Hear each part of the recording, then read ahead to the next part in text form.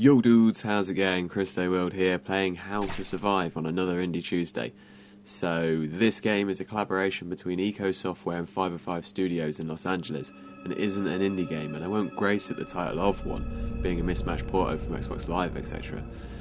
But this is in a traditional third-person perspective arcadial format that certainly feels like a platform game at times, regardless of their team size.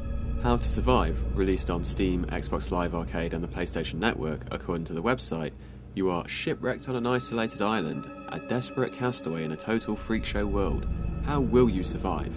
Yes, that is the real question. How will you survive the repetitive and linear gameplay of a hack-and-slash fetch quest game that doesn't pertain any level of survival? Just elements of being told to go out and get that shit and make sure you come back alive, so you have the pleasure of visiting another terrible voice actor that breaks your levels of interest due to the lack of character the annoying collection of pixels pertains. Now, if you're interested in these platforms of hand-to-mouth discovery where you're not required to think beyond what zombie you fancy cutting in half next, armed with your handmade axe that required no difficulty to find the parts for nor craft, then this is a must-buy for you, especially if you and your mates can snap up a copy in a Steam sale. Required to collect the pages of a survival guide and figure it out as you go, How to Survive starts you off on one of 4 vibrant, deserted islands, and are quickly required to start interacting with NPCs to begin the non-open world scripted path the developers have laid out for you. Filled with polished visuals and a mixed variety of audio levels help add additional sensory levels of immersion. The game is fairly schizophrenic by nature. On the one hand, you are following a predefined path in story mode, but then presented with interesting forms of narrative through the use of the How to Survive guide, where you'll be having encounters with the humorous voice of Korvac. Although not humorous enough to save the ever-frustrating voice actors you meet on NPC quests, the comical animations in the book are the only informative nuggets of narrative where you see real character. That's okay, as the challenge mode online redeems a lot of the negative emotions targeted at the narrative, but still doesn't gain credibility for what the game promises to be. Challenge mode is alluring if you're not a fan of having story rammed down your throat, being handed safe facilities, water wells and campfires so you can focus on what you love, killing the zombie masses.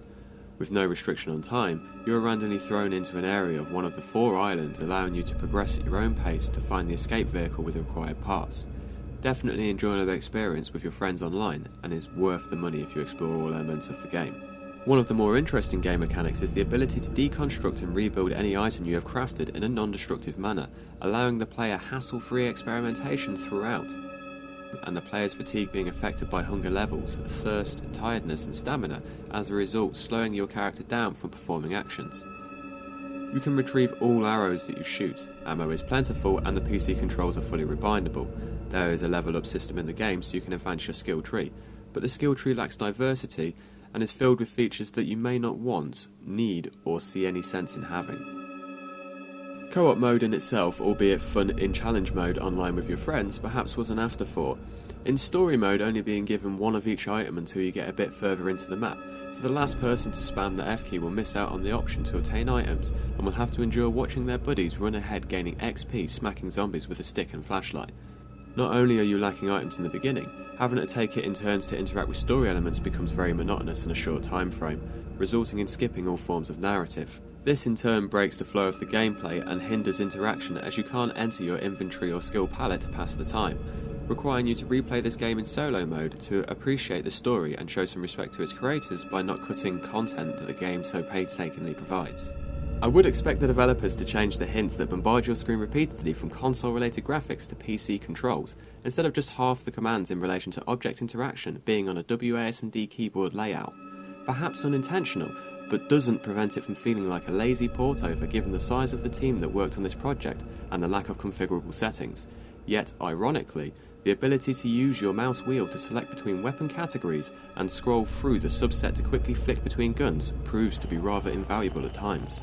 For the price, you're receiving a casual zombie shooter featuring co-op hack and slash in a predefined environment where the combat flow is smooth and entertaining. The game, for what it is and where it is intended to be published, has impressive visuals that will potentially grip you to the screen for a period of time before the repetition kicks in. It's a great concept where you're presented with an easy-to-grasp crafting system regardless of how un-PC ready this release is. Simple features such as moving items in the inventory feel like it's still geared for a console. Hopefully we'll see some improvements made on the game soon to iron out a lot of these bugs that potentially inhibit immersion. Lol. In the meantime, head over to their Facebook page to take part in the How to Survive test.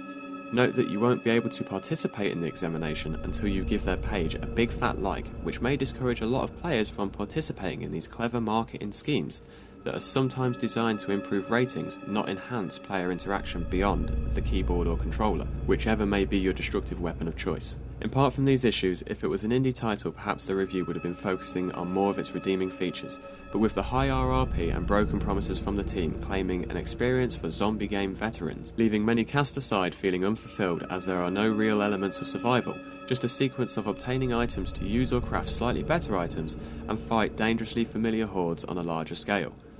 I would have been impressed if this game was for the iPhone or Android platform, and would have found myself for hours on long train journeys ploughing through the masses with a chainsaw whilst connected to another passenger over a Wi-Fi connection. Being able to play through the game with multiple characters, any levelling up you do stays with your character indefinitely, allowing you to continue levelling up your attributes. Playing through with another character won't alter narrative, but will allow you to create player-specific items and share them with your buddies, such as scoped weaponry. The game gives you a limited amount of slots in your inventory so that you can feel like there are some elements of survival as you can't pick up everything you come across.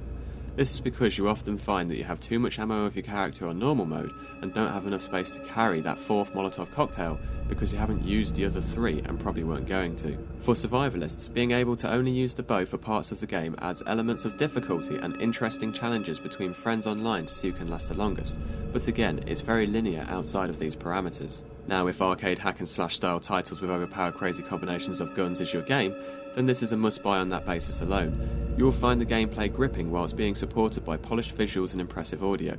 The guns sound believable and the mechanics of the gameplay are fluid. If you're interested in zombie survival, at a discount price it's worth a purchase for some casual fun, but at the recommended retail price, save your money for other overpriced titles that demand those AAA price tags. Players will get their money's worth within this title following the story, challenge modes and co-op features. The gameplay is addictive with deep ideas and concepts. A definite game to add to the pile of arcade games, but if you're a fan of hardcore survivalist games like DayZ and Rust, you won't be left feeling challenged, even when you've become skilled enough to tackle the Iron Man mode with each character. Looking at the complete game, multiple bugs including frozen, glitched, floating enemies that you can pass through and its many supporting interactive features, based on the discount price I purchased it for and the over-excessive self-created hype around the title on the internet pre-release, give this game 2 safes out of 5, as I don't feel it's ready for PC release. Safe. If you enjoyed the video, please do drop the like, subscribe, and if you haven't checked out the previous weeks of Indie Tuesday, follow the links on screen. Safe.